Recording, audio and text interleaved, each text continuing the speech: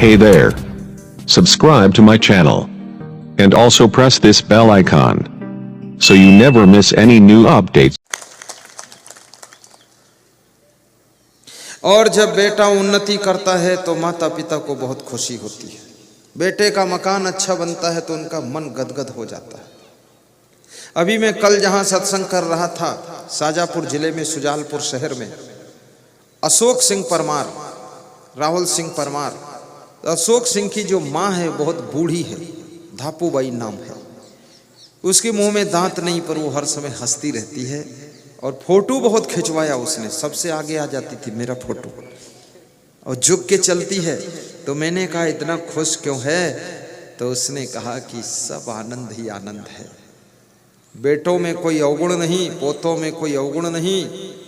और गुरुदेव मेरे बेटे धनवान भी हैं, मकान भी है, महान भी हैं, बुद्धिमान भी हैं, सब गाड़ी वाड़ी है, स्कूल है, बैंक है, सब हमारे मकान में। इसलिए हम खुश रहते हैं। जब तुम माता पिता को खुश रखना चाहते हो तो तुम उन्नति करो, अच्छा मकान बनाओ, अच्छी गाड़ी लाओ और अच्छी शिक्षा प्राप्त कराओ अपने बच्चों को, और माता पिता के खाने पीने की व्यवस्था भी अच्छी करो। तब माता पिता तुम्हारे खुश होंगे। जब तुमको देखेंगे कि बेटा खुश है तो वो भी खुश हो जाते हैं। और उन्नति के लिए क्या करना चाहिए? सबसे बड़ा उन्नति का द्वार है संस्कार और शिक्षा। आप संस्कार प्राप्त करिए अच्छे, और उसके बाद शिक्षा प्राप्त करिए, योग्य बनिए और अपनी योग्यता का प्रयोग कीजिए। गवर्नमेंट की सर्विस मिल जाए तो भी ठीक, ना मिले तो अपनी फैक्ट्री खोलो, उसमें 200 आदमी को सर्विस दो, मालिक बनकर काम करो। जब आपके पास बुद्धि होगी, ज्ञान होगा, योग्यता होगी तो बहुत कुछ कर सकते हो। राहुल परमार कह रहे थे, मैं कोटा में जहां बिजली बनती वहां इंजीनियर था। मैं उस नौकरी को छोड़ दिया, मैंने आकर स्कूल खोला। अब इसमें 50 शिक्षकों को भी नौकरी मिल गई और मैं इसको चलाता रहता हूं, आनंद आ जाती है। योग्य व्यक्ति कुछ भी काम कर सकता है।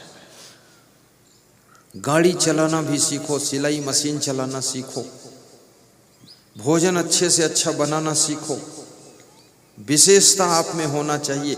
हमारे भक्त लोकेंद्र प्रजापति, उनकी पत्नी सुनीता प्रजापति गुजरात में मोरबी जिले में शहर में उनकी चाट की दुकान है, चाट लगाते हैं और चाट बेच बेच करके उन्होंने मेरा प्रोग्राम करवाया। भिंड जिले में, मध्य प्रदेश के रहने वाले थे। पिछले साल प्रोग्राम हुआ, 3 लाख खर्च किया और 3 मकान भी बनाया है। तो बोल रहे थे चाट में क्वालिटी है गुरुदेव, चाट की विशेषता है, मेरी दुकान पर भीड़ लगी रहती है, दिन भर चाट बनाता बेचता रहता हूँ, कर्मचारी भी लगा लेता हूँ, केवल चाट से इतना चमत्कार हो गया। कोई काम करो लेकिन उसको टॉप का करो, अच्छा करो। गाड़ी भी चलाओ तो इतनी टॉप की चलाओ, रिकॉर्ड टूट जाना चाहिए। मुकेश अंबानी की गाड़ी का ड्राइवर है, उसका वेतन है 2.25 लाख रुपये महीने, 2.25 लाख रुपये महीने। और यहाँ के ड्राइवर का वेतन कितना है? 5-6 हजार महीने। ये इतना फर्क क्यों है? फर्क होता है, जो भैंस 2 लीटर दूध देती है उसकी कीमत 20,000 और जो 20 लीटर देती है उसकी कीमत 80,000। लेकिन दोनों का नाम भैंस है, तो ड्राइवर तो दोनों का नाम है। लेकिन एक ड्राइवर जब चलाता है तो ब्रेक मारता है तो सवारी आगे लुढ़क जाती है, और जब गियर बदलता है तो खट आवाज होती है। एक्सीलेटर लेता है तो सवारियां पीछे लुढ़क जाती है, अब गड्ढम गिराता है तो साइड में लुढ़क जाते हैं, और जब भीड़ में निकालता है तो सवारी सोचती है अब लड़ी, अब लड़ी, अब लड़ी, बच गई, बच गई। ये सब नाटक होती है। इसको मुकेश अंबानी ड्राइवर नहीं रखेगा, वो ड्राइवर की गाड़ी की ही टेंशन में पड़ा रहेगा कि बिजनेस का सोचेगा। उसका ड्राइवर भी बहुत विशेषज्ञ है। इसलिए किसी कार्य में अगर आप गाने में अगर विशेषज्ञ हैं, गाने में, ये गाना कोई साधारण चीज नहीं, ये फिल्मी हीरो हीरोइन करते क्या, गाते ही तो है। वो लखा सिंह एक सरदार हो, गाता ही तो है। ऐसा गाया है गजब का, द्वारे सुदामा गरीब आ गया है, ऐसा झमक के गा दिया है कि एक गाना पर वो 10 लाख लेता है। लोग झूम जाते हैं उसके गाना से, ऐसा गाता है। अब गाना भी है, मिन मिन मिन मिन नाकम बोल रहे हैं, किंदों ने सुना मांगनी मांगे, तो ये कौन सुनेगा? खुद ही गरीब हो जाओगे तुम, नाक में बोल रहे हो। तो गाने में भी विशेष कला हो तभी उसकी डिमांड होगी, कमांड होगा। भोजन बनाने में भी विशेष कला हो, भोजन परोसने की कला, भोजन सेटिंग से जमाने की कला, फल काटने की कला।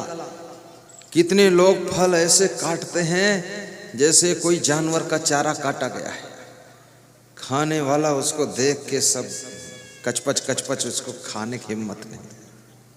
अरे फल साफ सुथरा काटो, पहले धो लो, फल धो, चाकू धो, थाली धो, कटोरी धो, चम्मच धो, उसके बाद धोकर साफ थाली में रखो और फिर एक दूसरी थाली रखो, उसमें उसका छिलका उतार उतार कर डालो और फिर कटिंग करके कटोरी में गिराओ, तब ऐसे काटना चाहिए। एक आदमी के घर में गया तो वो फल लेकर आया, तो संतों ने कहा फल काटने के लिए कुछ लाओ, चाकू आकू। तो उसका बच्चा हंसिया लेकर आया और वो स्वयं, मैंने सोचा रे कहीं गड़सा लेकर ना आ जाए, क्या लोग। तो मैंने कहा फल वल मत काटो, बांध लो, ले चलो इधर। ये तो हाँ गड़सा और बांका लेकर आ रहा है। फल काटने में भी कला है, झाड़ू लगाने में भी कला है, कपड़े धोने में कला है, सिलाई में भी कला है। हर टेलर से तुम थोड़े सिलाई करवाओगे। कितने टेलर ऐसा सिलते, एक बांह लंबी दूसरी छोटी है। कितने टेलर ऐसा सिलते हैं, वो शर्ट का छेद अलग है, बटन अलग है, वो सेट होता ही नहीं, झोल मारता है। इसके पास कौन सिलाई कराएगा?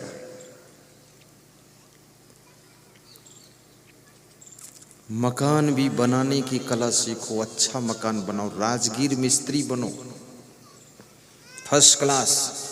और मिस्त्रीगिरी राजगिरी करते करते ठेकेदार बन जाओ, और ठेकेदारी करते करते इंजीनियर बन जाओ। ग्वालियर में हमारे एक भक्त रहते हैं रमेश ठेकेदार, वो सरपंच भी रहे।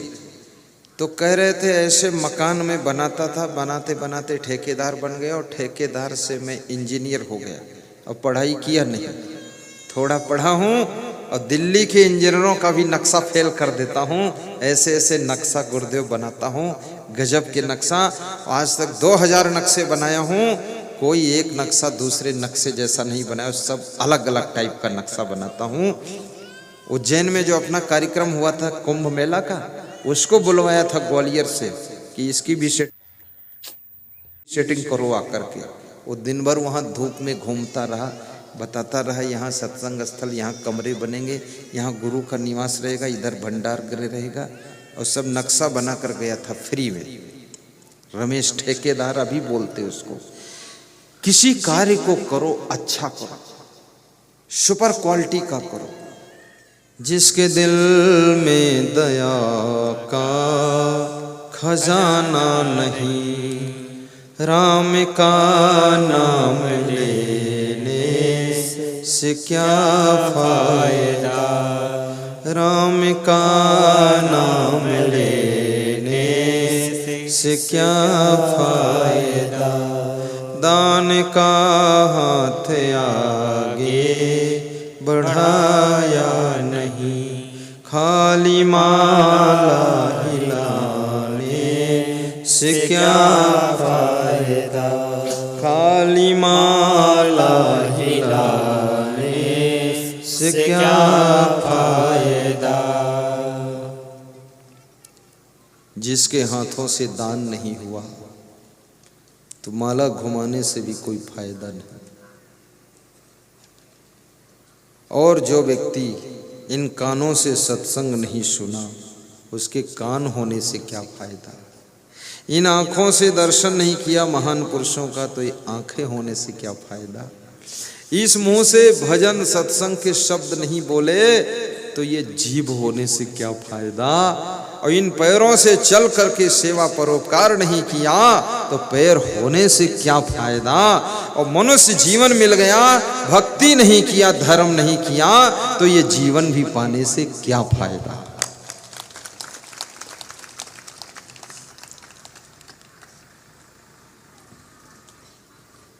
फिर से गाइए।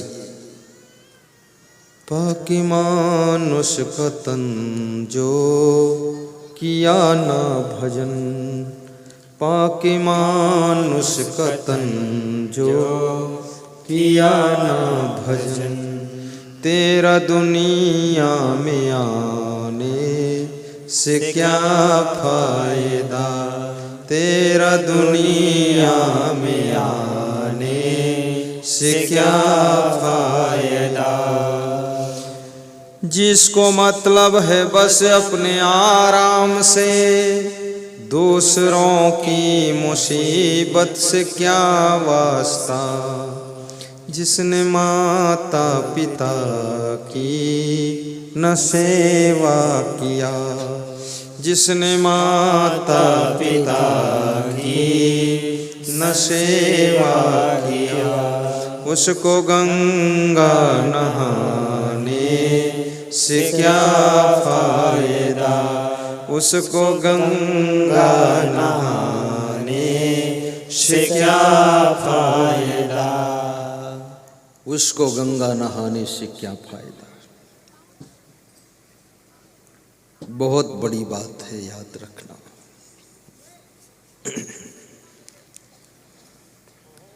घर ही में तीरथ मनैबे, मंदिर हम काहे को जइबे। सासू को गौरा ससुर महादेवा, स्वामी को ईश्वर बनैबे, मंदिर हम काहे को जइबे। घर ही में तीरथ बनैबे, मंदिर हम काहे को जइबे। बड़ा अच्छा भजन है ये। घर ही में तीरथ बनैबे, मंदिर हम काहे को जइबे। घर ही में तीरथ बनैबे, मंदिर हम काहे को जइबे। सासू को गौरा ससुर महादेवा, सासू को गौरा ससुर महादेवा, स्वामी को ईश्वर बनैबे, मंदिर हम काहे को जइबे। स्वामी को ईश्वर बनैबे, मंदिर हम काहे को जइबे। घर ही में तीरथ बनैबे, मंदिर हम काहे को जइबे। घर ही में तीरथ बनैबे, मंदिर हम काहे को जइबे। संतन के सतसंग तीरथ में, संतन के सतसंग तीरथ में, मली मली दाग छोड़ैबे, मंदिर हम काहे को जइबे। मली मली दाग छोड़ैबे, मंदिर हम काहे को जइबे। मात पिता की सेवा करी के, मात पिता की सेवा करी के, कोटि न तीरथ फल पैबे, मंदिर हम काहे को जइबे। कोटि न तीरथ जोर से गाइए। फल पैबे, मंदिर हम काहे को जइबे। घर ही में तीरथ बनैबे, मंदिर हम काहे को जइबे। घर ही में तीरथ बनैबे, मंदिर हम काहे को जइबे। घर ही में तीरथ बनैबे, मंदिर हम काहे को जइबे। घर ही में तीरथ बनैबे, बहुत सुंदर। मंदिर हम काहे को जइबे। कहाँ कबीर सब अवगुण तजी कै, कहाई कबीर सब अवगुण तज के, जीवन सफल बनैबै मंदिर हम काहे को जैबै। जीवन सफल बनैबै मंदिर हम काहे को जैबै। घर ही में तीर्थ बनैबै मंदिर हम काहे को जैबै। घर ही में तीर्थ बनैबै मंदिर हम काहे को जैबै।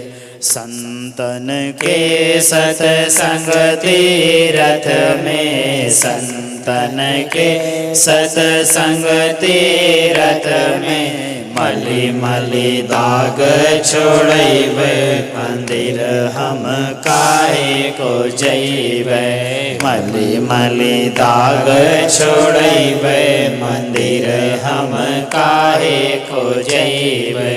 घर ही में तीर्थ बनैबै मंदिर हम काहे को जैबै।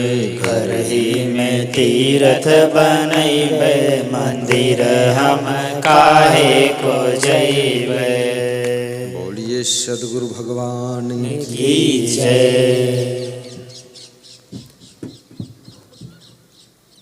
4 फल की बात मैंने किया था। अपने घर को मंदिर बनाइए, घर को तीर्थ जैसा पवित्र बनाइए, घर के आसपास में भी सफाई शुद्धता रखिए। सरकार के स्वच्छता अभियान चलाने से केवल स्वच्छता नहीं आएगी, आप घर घर में स्वच्छता अभियान चलाइए। घर का सामान भी सेटिंग से रखिए, अपने मन को भी निर्मल रखिए, खान पान भी स्वच्छ रखिए। मांस मछली अंडा शराब मुर्गा बीड़ी सिगरेट गांजा चरस पुड़िया तंबाकू इत्यादि का सेवन मत कीजिए। धन कमाना सीखिए, लेकिन धन को बचाना भी सीखिए, और बचे हुए धन से अच्छा मकान बनाइए, अच्छी गाड़ी लाइए, अच्छा सामान रखिए, अच्छा दान पुण्य कीजिए, अच्छा सत्संग कराइए, परोपकार भी कीजिए। परोपकाराय शताम विभूतया, इसको याद रखिए और महान बनिए, पवित्रता को प्राप्त कीजिए। आपका जीवन धन्य होगा, आपका कल्याण होगा। समय का सदुपयोग भी कीजिए, गलतियां मत कीजिए, गलत काम मत कीजिए। जो भी गलत काम करोगे इससे आपकी प्रतिभा, आपका व्यक्तित्व धूमिल होगा, प्रभाव कम होगा। कोई दूसरा जानता है कि नहीं जानता है, लेकिन फिर भी तुम अपने आप को अच्छे कर्मों में लगाइए और सदैव प्रसन्नता बनाए रखिए। साहिब बंदगी भी बोलिए।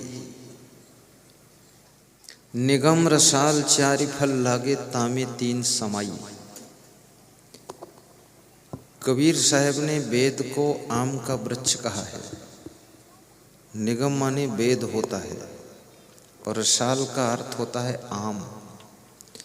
वेद रूपी आम के वृक्ष में 4 फल लगे हुए हैं, जिसमें 3 फल सामान्य फल हैं। अर्थ धर्म काम, ये 3 फल सामान्य हैं, अधिकतर लोगों को प्राप्त हो जाते हैं। लेकिन एक दूर चाहे सब कोई, जतन जतन कहो बिरले पाई। एक जो फल है वो मोक्ष रूपी फल है, वो बहुत दूर लगा हुआ है। उसको सभी चाहते हैं, लेकिन साधना करने के बाद किसी बिरले को प्राप्त होता है। वो फल सबको प्राप्त नहीं होता है। धन्य माता पिता, धन्य गोत्रम, धन्यम कुलोद्भवा, धन्या च वसुधा देवी यत्र स्याद् गुरु भक्तता। वे माता पिता महान होते हैं जो अपने बच्चों को अच्छे संस्कार देते हैं, अच्छी प्रेरणा देते हैं, बैठने उठने बोलने चालने का ज्ञान देते हैं, कहाँ कैसे व्यवहार करना चाहिए ये समझ बूझ देते हैं। केवल धन संपत्ति अपने बच्चों को देना तो सभी माता पिता जानते हैं, लेकिन धन पाकर के आपके बच्चे धन्य नहीं हो सकते हैं। जब वे अच्छे संस्कार प्राप्त करते हैं तो आपके बच्चे धन्य हो जाते हैं और जहाँ जाते हैं वहाँ उनका सम्मान भी होता है।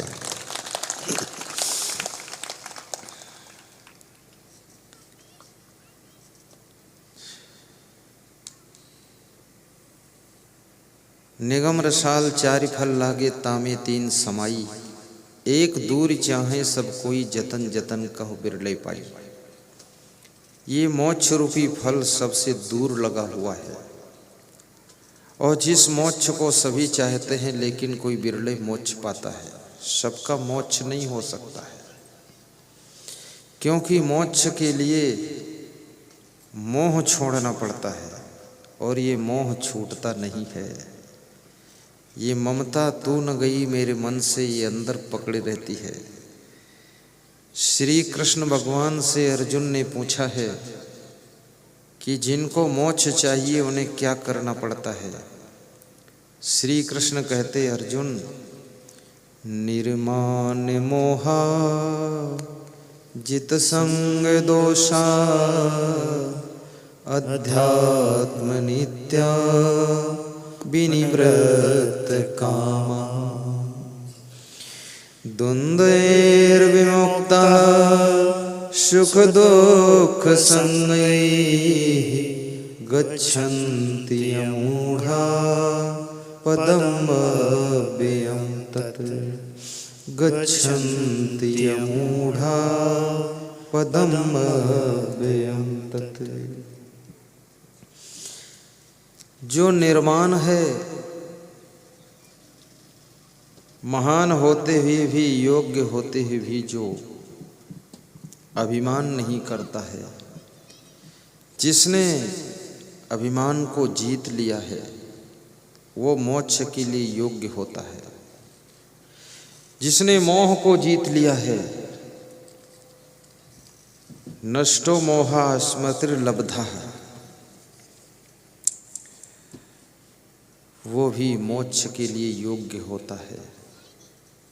और द्वंद्वैर विमुक्ता सुख दुख संगई, जो हर्ष शोक आदि द्वंद्वों से प्रभावित नहीं होता है, हार जीत के द्वंद्व से प्रभावित नहीं होता है और सुख दुख में अपने मन को सम रखता है। द्वंद्वैर विमुक्ता सुख दुख संगई गच्छन्ते मूढ़ा पदम अव्ययम तत् विनिवृत्त कामः अध्यात्म नित्या। जो नित्य आध्यात्मिक रस का पान करता है और जो व्यक्ति निष्काम भाव से कर्म करता है, वह अमूढ़ व्यक्ति मोक्ष प्राप्त करता है। ये मोक्ष कबीर साहब कहते हैं, जियत न तरो मुये का तरी हो जियत जो न तरे। जीते जी अगर तुम नहीं तर सके तो मरने के बाद क्या तरोगे। इसलिए जीते जी बुराइयों को छोड़िए और इस दुनिया में आए हो तो कुछ अच्छा काम भी कीजिए, अपने आप को संभालिए। जिस क्षेत्र में तुम काम करते हो, तुम्हारा इंटरेस्ट है, चाहे राजनीतिक फील्ड हो, उसमें भी आप अच्छा रिस्पांस लाइए। हमारे आपके बीच में जैसे आज पधारे हैं विक्रम सिंह जी पवार, प्रेम रखना भी चाहिए। प्रेम में प्रसन्नता की प्राप्ति भी होती है। अंतिम पंक्ति में कबीर साहब बहुत अच्छी बात बता रहे हैं। आइए अपने प्रसंग में। गए वसंत ग्रीष्म ऋतु आई, बहुर न तरिवर्तर आवे। जब बसंत ऋतु बीत जाती है तो गर्मी की ऋतु आती है।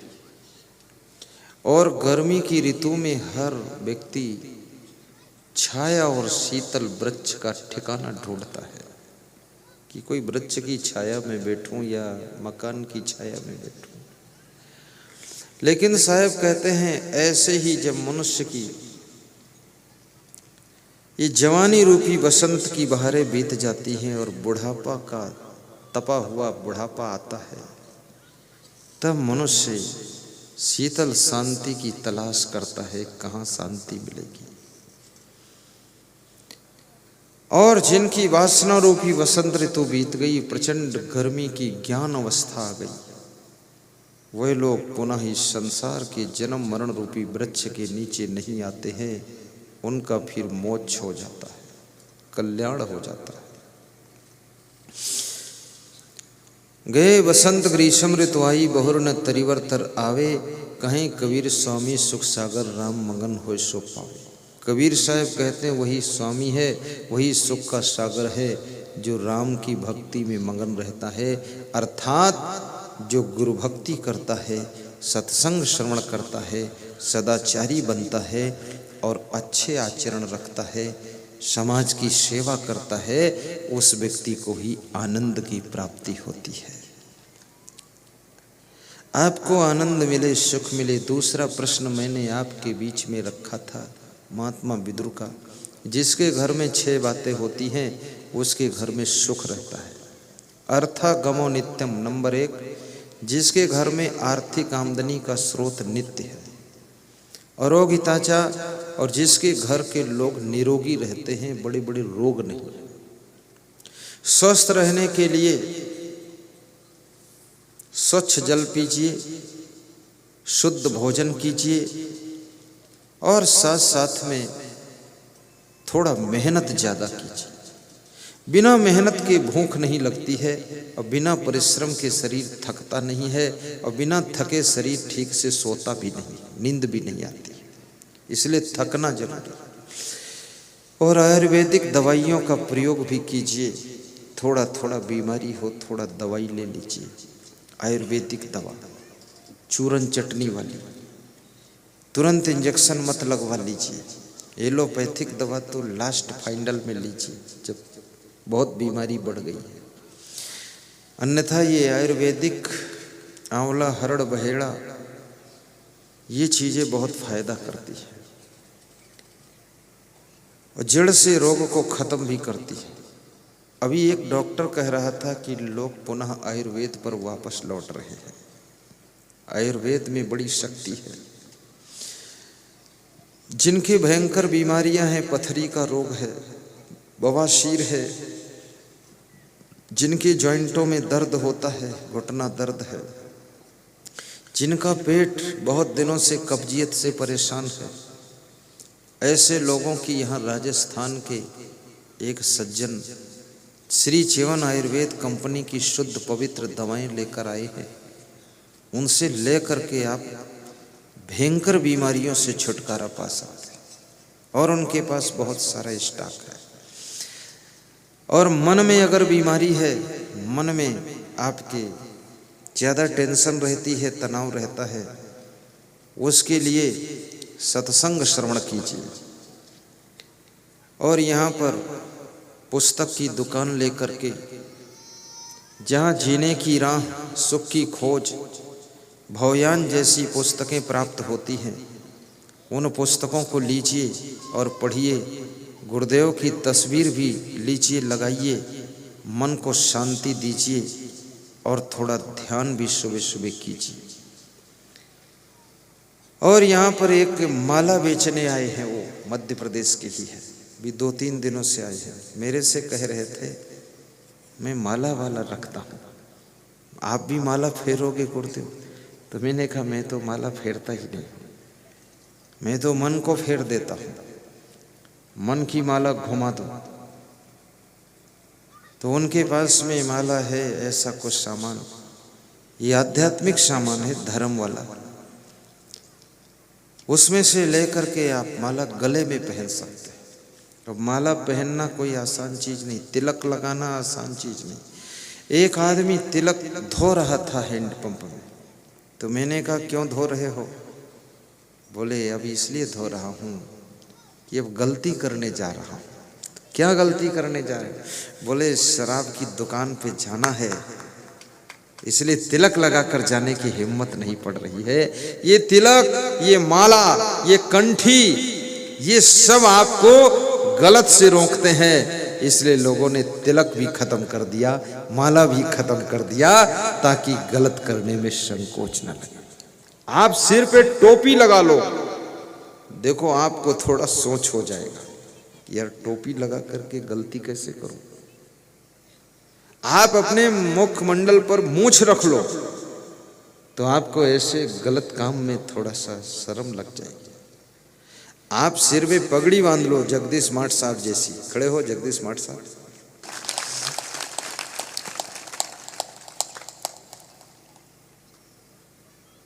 धन्य हो मास्टर साहब। तो अर्थागमो नित्यम अरोगिता चा, आपका शरीर भी निरोगी रहे, मन भी निरोगी रहे, मन में काम, क्रोध, लोभ, मोह, ईर्ष्या, द्वेष ये पैदा न होने पाए। मन के अंदर लोग इसलिए ज़्यादा परेशान हैं, दुखी हैं कि उनका मन शुद्ध नहीं है, मन में बड़ी चंचलता है, मन में गड़बड़ेशन है। और याद रखना भाइयों बहनों, ये मन जिसने संभाल लिया तो ये मन आपको महान बना देता है। और मन ऐसी चीज है जो कभी थकता नहीं, रुकता नहीं, और बिना वेतन के काम करता है। कितना सोचो सोचता रहता है। अर्थागमो नित्यम रोगिता चा प्रिया च भार्या प्रियवादिनी चा, और जिसके घर में प्रिय स्वभाव की स्त्रियां रहती हैं उस घर में सुख निवास करता है। लेडीज के स्वभाव पर भी तुम्हारे घर का सुख डिपेंड करता है। अगर इनका स्वभाव क्रोधी है, हठी है, जिद्दी है, आलसी है, तो आपके घर में दुख रहेगा। समय पर ना तो भोजन बनेगा, ना घर की सिटिंग रहेगी, और दरवाजा खुला छोड़ देगी, कुत्ते बिल्ली सब भोजन खाएंगे, और कुछ कहोगे तो बिल्ली की तरह गुर्र रहेगी तुमसे। ये बहुत बड़ी समस्या है। और रोगिता चा प्रिया चा भार्या प्रियवादिनी चा, जिस घर की स्त्रियां अपने अपने पतियों से प्रेम से बोलती है उस घर में शांति रहती है, सुख रहता है। वश्य पुत्रो अर्थ करी च विद्या, और पांचवी चीज, जिस घर के पुत्र पिता के आज्ञाकारी है, बात नहीं लड़ाते हैं अपने पिता से माता से, आज्ञा मानते हैं।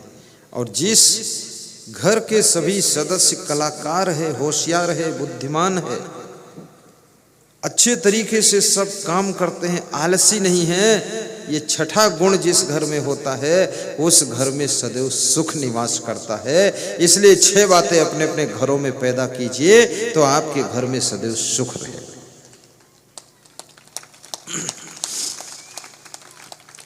अब 6 बातें जिसके घर में, जो व्यक्ति 6 चीजों को निकाल कर फेंक देता है उसकी उन्नति होती। कौन कौन चीजें? खड़दोषा पुरुषेणे हातव्याम भूत मिच्छिता अतिनिद्रा तंद्रा भयम क्रोधम आलस्यम दीर्घ सूत्रता। जो अति नींद नहीं लेता है, ऊंघता नहीं है, आलस्य नहीं करता है, क्रोध को काबू रखता है, जो भयभीत नहीं होता है, निडर है, और जो टाइम को पास नहीं करता है, कम समय में अधिक कार्य करता है और डिसीजन भी सही लेता है, वह व्यक्ति सदैव उन्नति करता है। जो व्यक्ति डरपोक है, आलसी है, बहुत सोता है, जहां बैठता ऊँघता रहता है, और क्रोध बहुत करता, गुस्सा बहुत आती है, और काम में टाइम पास करता है, 1 घंटे में होने वाले कार्य को 3 घंटे में करता है, उस व्यक्ति की उन्नति रुक जाती है। इसलिए कम समय में ज्यादा काम कीजिए और सहन शक्ति को बढ़ाइए, क्रोध को कंट्रोल रखिए, आलस्य बिल्कुल मत कीजिए, तो आपकी उन्नति बहुत होगी। खड़दोषा पुरुषेणे हतव्याम भूति मिच्छिता अतिनिद्रा तंद्रा भयम क्रोधम आलस्यम दीर्घ सूत्रता। अब घुटनों पर हाथ रखिए और पहली अंगुली अंगूठा जोड़। 45 दिन जो सेवा हुई है उसमें 1.5-2 लाख रुपए दक्षिणा के रूप में सेवा के रूप में अर्पित हुआ। जोड़िए, सत्संग विसर्जन का मंत्र बोलिए। सर्वे भवन्तु सुखिनः सर्वे सन्तु निरामयः सर्वे भद्राणि पश्यन्तु मा कश्चित् दुःखभाग् भवेत्। सुखी बसे संसार सब, दुखिया रहे न कोई। ऐसी मेरी भावना पूर्ण करो प्रभु सोई। ध्यान मूलम गुरुर्मूर्ति, पूजा मूलम गुरुपदम, मंत्र मूलम गुरुर्वाक्यम, मोक्ष मूलम गुरु कृपा। शांति शांति शांति। सभी श्रोता नयन बंद करके ध्यान मुद्रा में बैठ जाएं। नयन बंद कर ले।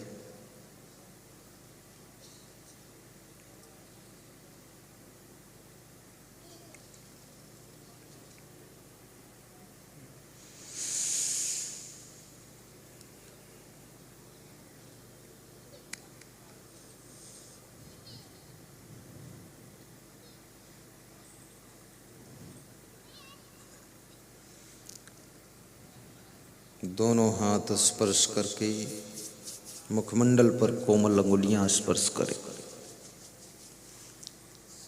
ताली बजाते हाथ जोड़कर बोलें, जय श्री राम, जय श्री राम, जय श्री कृष्ण, जय श्री कृष्ण, जय कबीर, जय महावीर, जय क्षमादेव, जय गुरुमनदेव, जय गुरुमनदेव।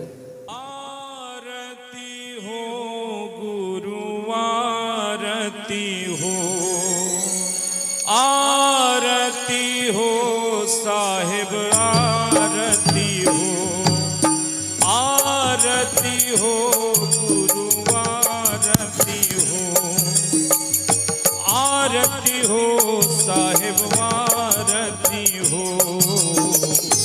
आरती गरीब निवाज साहिब, आरती हो। आरती दीन दयाल साहिब, आरती हो।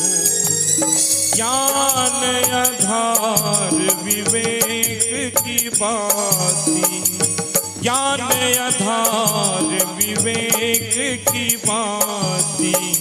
सुरती ज्योति जहाँ जाग साहिब, आरती हो।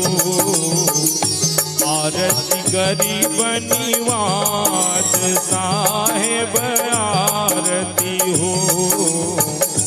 आरती दीन दयाल साहिब, आरती हो। आरती करो सतगुरु साहिब की, आरती करो सतगुरु साहिब की। जहाँ सब संत समाज साहिब, आरती हो। आरती गरीब निवाज साहिब, आरती हो। आरती दीन दयाल साहिब, आरती हो। तरस परस गुरु चरण शरण भयो, तरस परस गुरु चरण शरण भयो। टूटी गयो यम की जाल साहिब, आरती हो। आरती गरीब निवाज साहिब, आरती हो। आरती दीन दयाल साहिब, आरती हो। साहिब कबीर संतन की कृपा से, साहिब कबीर संतन की कृपा से। भयहु परख प्रकाश साहिब, आरती हो। आरती गरीब निवाज साहिब, आरती हो। आरती दीन दयाल साहिब, आरती हो। आरती गरीब निवाज साहिब, आरती हो। प्रेम से बोलिए सदगुरु असंग देव की जय। अगर अच्छा लगा तो like share comment and subscribe जरूर करें। जय हिंद, जय भारत।